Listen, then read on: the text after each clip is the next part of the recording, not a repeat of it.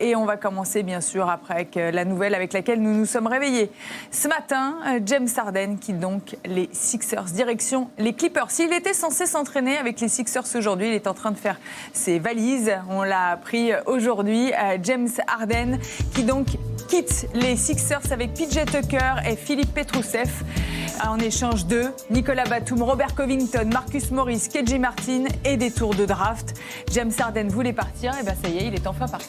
Oui, on n'attendait plus. C'est vrai que c'était un peu sujet clos, mais bon, les Clippers, je pense qu'ils se sont rendus compte quand même que cette année, il faut essayer de jouer pour le titre. Comme toutes les autres équipes, ils sont armés, que Kawhi Leonard et Paul George, ça ne suffit pas. Donc c'est une espèce de all-in truc. Quel James Harden on va avoir ? C'est la question évidemment qu'on se pose pour les Clippers. On peut rappeler quand même que James Harden a réclamé son trade cet été. Il a fait signer sa player option et juste après il a dit qu'il voulait quitter cette franchise des Sixers parce que Daryl Morey est un menteur et que pendant plusieurs semaines... Selon lui. Je ne fais dire que ce qu'il a dit. Et donc James Harden a eu ce qu'il voulait, il est parti, le voici, direction les Clippers. On peut rappeler quand même que James Harden a pas mal voyagé ces derniers temps, ces dernières années. James Harden, en janvier 2021, il est passé des Rockets aux Nets. En février 2022, des Nets aux Sixers. Et en octobre 2023, des Sixers aux Clippers. 4 franchises en 3 ans pour James Harden. Il est temps de se poser, non ? Il est temps surtout de gagner un titre. Sa carrière est quand même beaucoup plus proche de la fin que du début. Il voulait absolument rentrer à Los Angeles, donc jouer avec ses copains, retrouver Russell Westbrook. Donc c'est une équipe qui va pas être toute jeune. C'est une équipe qui peut donc se passer d'une autre star pour pouvoir continuer à être compétitive. En tout cas, c'est ce qu'ils espèrent. C'est vrai que sur le papier, c'est magnifique. Maintenant, quel James Harden on va avoir ? C'est quand même un joueur qui n'est pas prêt. Oui, déjà, il y a ça. Pas comment il n'est pas prêt. Il ne s'est pas entraîné ces derniers temps. Il a travaillé tout seul. Il n'était pas intégré au collectif. L'idée de PJ Tucker est une très bonne idée. Bon, à la base, ça devait être juste James Harden et des tours de draft. Bon, c'est pour ça que ça traînait. La seule question, c'est de savoir quand, en fait, ça allait se passer. Ça y est, c'est fait. Par contre, il y a du monde dans le package.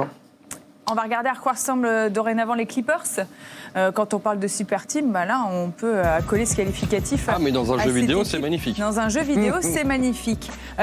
On avait vu quand même cette équipe, avant qu'il y ait ce trade, plutôt bien se comporter dans ce début de saison. On rajoute James Harden à tout ça. On a perdu quand même de la profondeur de banc, non ? Je suis pas sûr que ce soit starter, non ? Je suis pas sûr que ce soit starter, mais bon. Je pense qu'ils vont être un peu obligés de le faire. Le 5 majeur, évidemment, il ressemble à quelque chose de très, très fort. Il y a ou Kawhi Leonard ou Paul George qui va glisser en poste 4, mais les Clippers sont habitués à jouer sans un poste 4. Ce que tu récupères, et si c'est James Harden qui était quand même le meilleur passeur de l'NBA l'année dernière, au niveau des assists. Ça, on l'oublie toujours, ça. Voilà. Oui. Mais si on récupère... C'est un petit peu le problème avec James Harden. C'est un joueur extrêmement talentueux. C'est un des meilleurs joueurs du monde. Mais on ne parle plus vraiment du basketteur James Harden, mais plus des dramas qu'il y a autour de lui. S'il n'avait pas fait aussi big flop en play-off, parce qu'il avait fait une bonne saison avec les Sixers. Ils étaient parmi les meilleures équipes pendant très, très longtemps dans l'Est. Mais c'est vrai qu'on ne sait pas. Déjà, il sera hors forme. Ça, on le sait. Ça, c'est sûr. C'est donné. Et plus globalement sur cette équipe des Clippers, qu'est-ce que vous en pensez ? Bon, pour moi, ça reste une énigme totale. On ne sait pas du tout non seulement ce que ça peut donner, mais surtout, c'est qu'il y a beaucoup de joueurs là-dedans qui sont assujettis à des problèmes de blessures. Donc on verra. Mais est-ce qu'ils pouvaient faire mieux ? Je sais pas. C'est un nouveau coup de poker du all-in.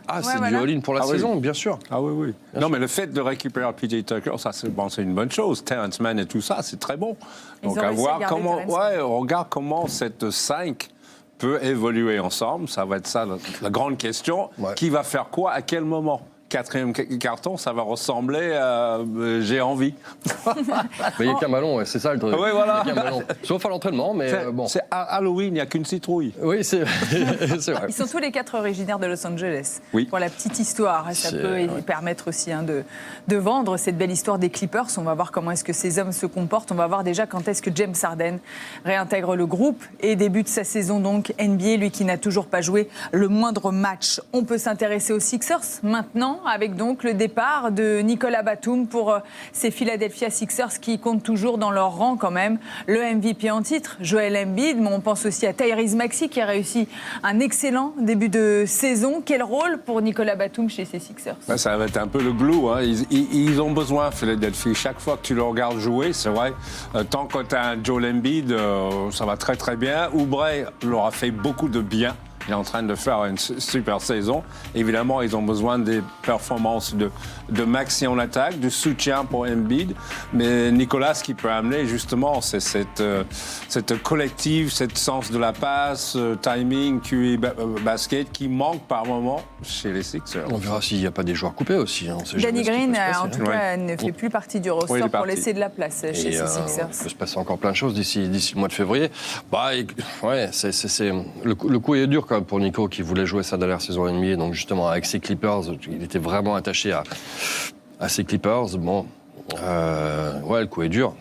Mais il peut avoir un rôle quand même, on peut rappeler dans cet effectif des Sixers. Mais il peut avoir des rôles partout. Hein.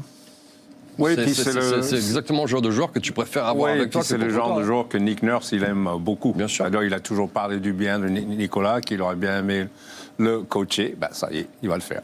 4e équipe en 16 ans pour Nicolas Batum, le Français. Pas vu venir celle-là, franchement, pas vu venir. Peut-être que lui non plus, d'ailleurs. Probablement. Mais business is business. Vous l'avez bien compris. Vous placez où ces Sixers maintenant, sans James Harden? Ça bouge pas.